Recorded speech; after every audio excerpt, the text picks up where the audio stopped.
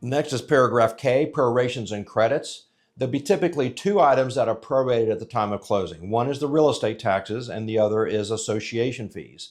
Association fees are paid in advance. So most likely you will see a buyer reimbursing the seller for the portion of the association fees that are remaining because the seller has already paid that. Real estate taxes, however, are paid in arrears or at the end of the year. So the seller will give the buyer a credit for the amount of taxes from the first of the year up to the day of closing based on last year's taxes. So the buyer will have that amount of money in order to pay the whole tax bill when it comes due.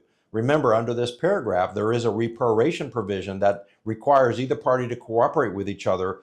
When the new bill is given and received, then either party can reprorate to the penny based on that new amount.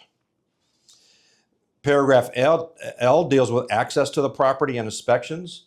Remember, the seller has to give the buyer access to the property for their inspections and provide utilities all the way through the walkthrough. Paragraph M deals with risk of loss. This is very relevant to us, the fact that we just had some hurricanes.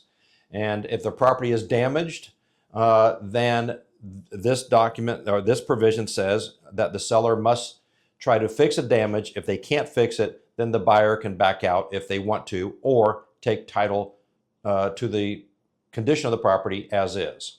But the buyer is not responsible or required to buy something that is damaged on the land.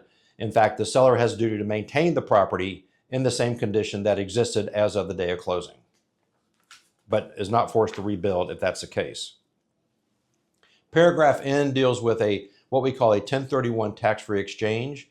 This is for non-homestead properties.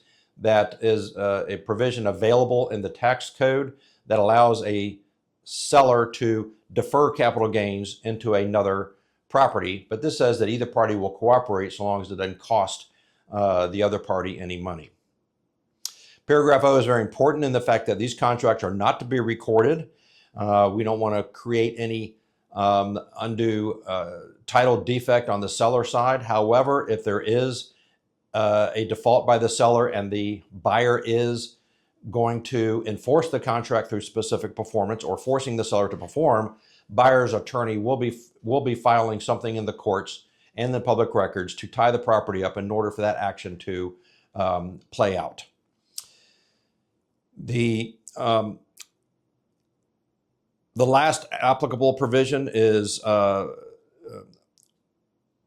FIRPTA. Again, we spoke about that and the fact that if it is a foreign person, this seller must withhold up to 15% unless it is $300,000 and less and the buyer intends to reside there at least 50% of the time the property is occupied.